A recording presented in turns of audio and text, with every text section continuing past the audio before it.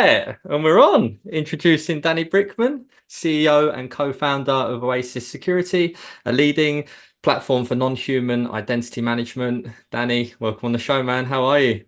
Great. Thanks for having me. Good Thanks for stuff. having me. Where are you at the minute? Whereabouts are you? Now in New York, and we finally have some good sun here. So like it's a great day, I would say. Love it, love it. Are you at RSA next week? By the time this show goes out, are you going to be there? Yep. Yep. Brilliant. Yeah, yeah. I saw you've got some sort of events and stuff happening. It's like happy hour or We have a lot of sort of events happening, but it's like really exciting for me to be in there. Like I would say this is the most exciting time of the year that like all the great people are like concentrated in one place. And so we can have like good discussions, looking at where the industry is moving towards. And like, there's a lot of changes right now that we're seeing. So there's a lot of place for discussion. yeah, love it. Talk about exciting times. I think a couple of months ago we had you coming out of stealth with what 40 million in total funding. Very exciting, big obviously round, big vision. But look, man, before we get into you guys and what you're up to, I'd just like to run it back to sort of who you are and how you got into security first of all. Well, how did I get to security? I think as a kid, I was doing a lot of, like all the kids that have a computer and just like trying to hack some stuff. And this is what brought me also to being like in the army for 11 years, actually, Okay. being on that side. Like I had a blast there. Like it was amazing. We like dealing with like the world problem and with the best people in the world in one place, just like to solve the unsolvable problems, which was always an exciting thing to do. So this what brought me to this space actually, like from I would say working for your country, for your people, Mm. and like protecting them. And there's nothing more valuable than that. And like I'm happy that I was into that space. But this is also what got me an understanding that I love the security space in general. Yeah, yeah. When did you move to New York?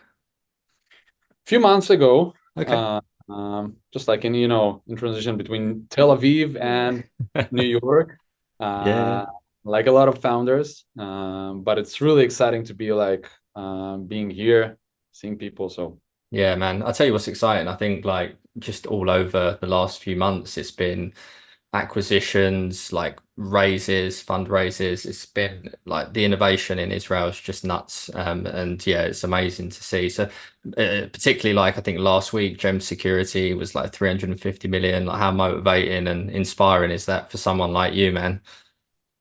it is it's a good time to be in the security space. I would say in general because. Well, as they said, the attackers are not stopping. They're just like accelerating all the time. So like we cannot be like putting our legs off and just like off the gas and just like, oh, we can take it slowly. Yeah. Nobody's slowly right now No, here, no one's safe. So how did you meet your co-founders? in the army. Oh, We just okay. one day he jumped into my office, MSTSC to his computer, was asking me some questions about a project that he's working on and disappeared. This is how I met him the first time. And then he came back and asked another questions. But actually what he was doing, he had an idea, innovation that he want to be making. And he was just like trying to connect the dots.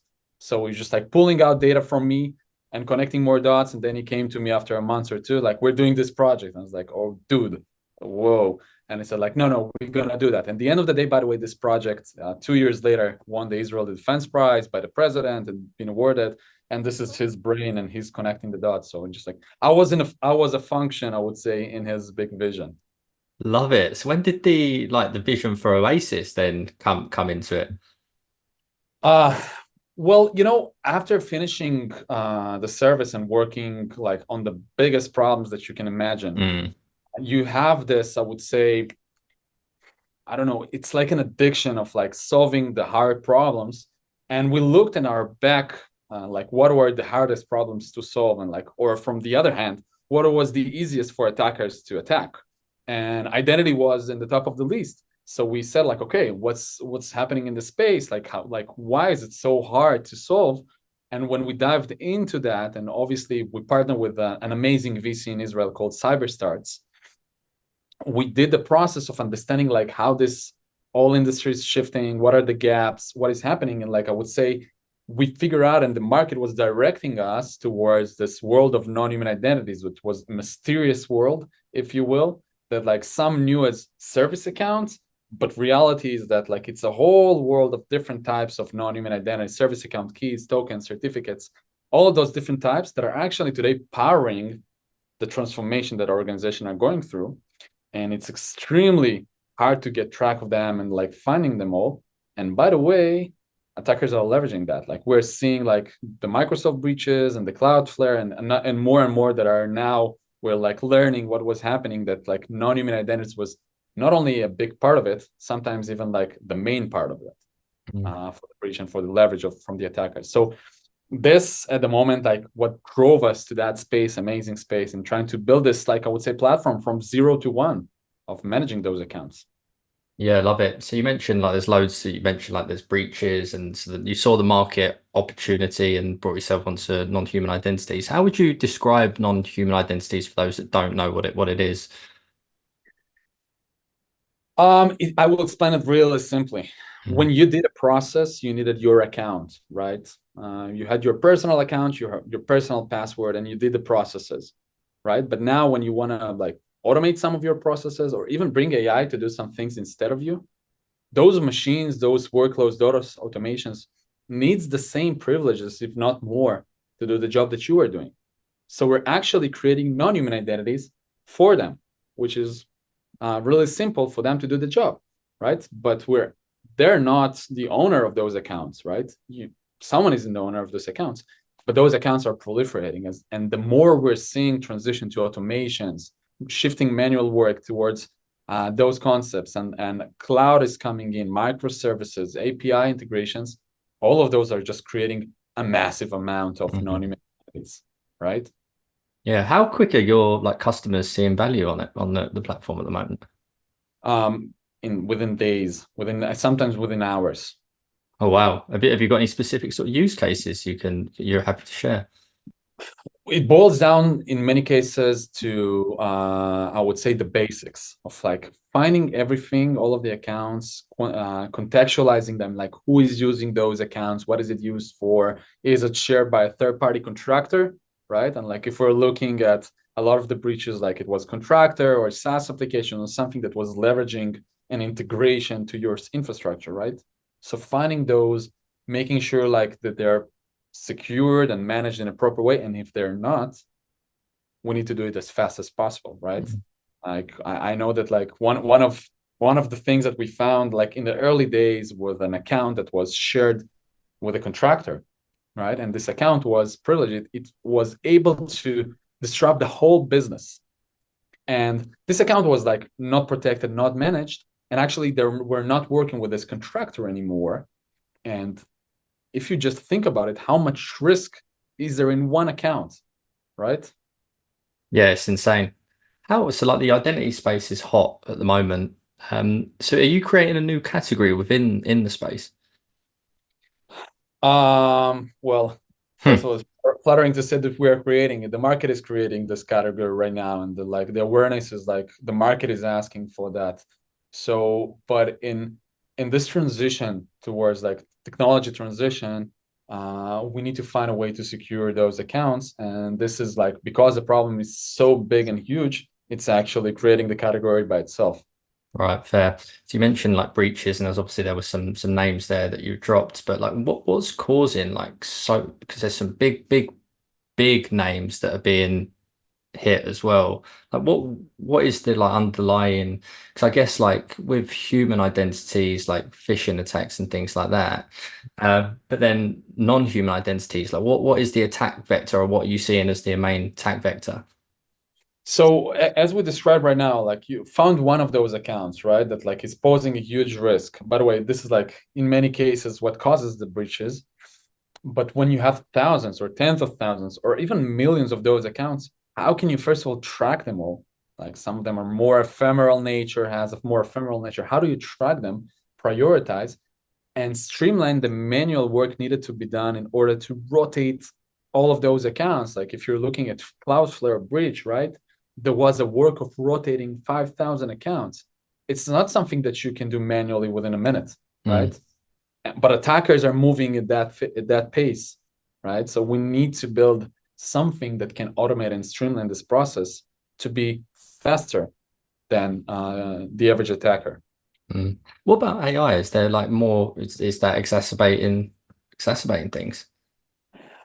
First of all, yes, and not only it's accelerates all the things. More importantly, is that because people are scared of the exposure that AI platforms can bring, sometimes they're holding it back a little bit. And I'm looking at something that can streamline the policies and like make sure that we're secure as a way of accelerating the business, allowing the business to create more in a secured way, not to be afraid that something will like expose our organization, right? Because it has a lot of permissions and it's shared with a third party, etc.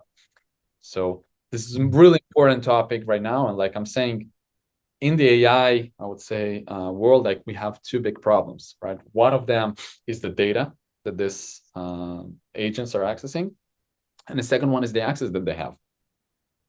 So Yeah. securing those two is like critical in this area, in this Yeah. era. Yeah, yeah.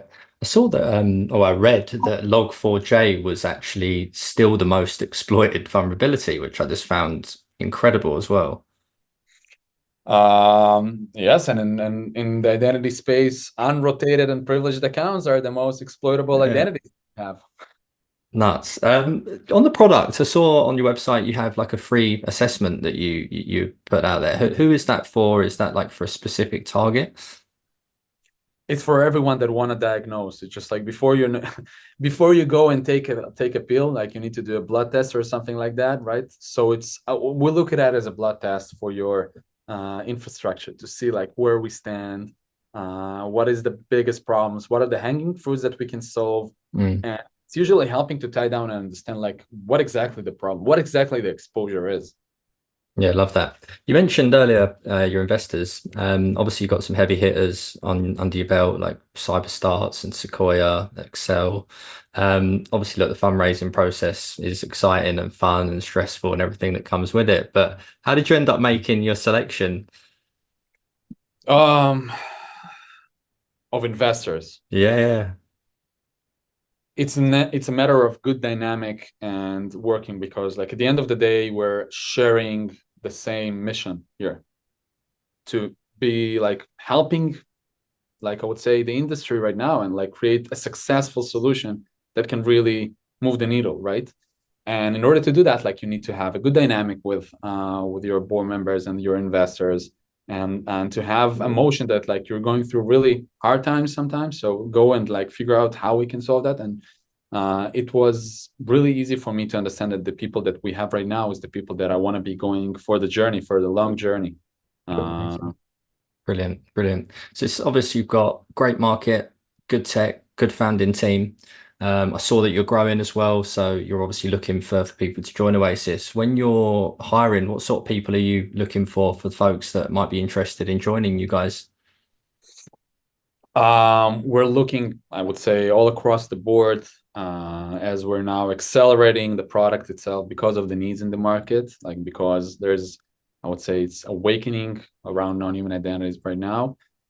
So we're looking for great talent that can help and build this like next generation platform for identities, and also like in the go-to-market. So this is like the other part that we are focused on. Yeah, yeah, love it. What's the future for Oasis, mate? I know you've got RSA next week in the short term, but what's the future hold for you guys? I have to say that I'm excited. There's like probably my vision of like how can we demonstrate and like build a trust with the organizations around a new identity solution. But I would say that we need to be keeping our ears open to what are the market needs and where they drive and what is changing and what can we do. And like great companies, as I'm looking at them, and like there's a lot of companies that I admire. Uh, they're always hearing and moving and changing and building. And I would say, as we have the whole identity space right now in front of us, that are like is moving, is like going through a change. The amount of opportunities that we will be tackling in the next few years, I would say, it's enormous, and I'm extremely excited about that. Very excited, mate. Very exciting. Well, Danny, thanks for coming on the show, brother. Hopefully I'll see you next week. We can grab a beer at RSA, man. Indeed, indeed. always be happy to grab a beer with everyone. So like, see you next week, and thank you very much for having me. Absolutely. Thank you for listening. If you've enjoyed today's show, please like and share with your friends and colleagues, as this is really important for the show's reach.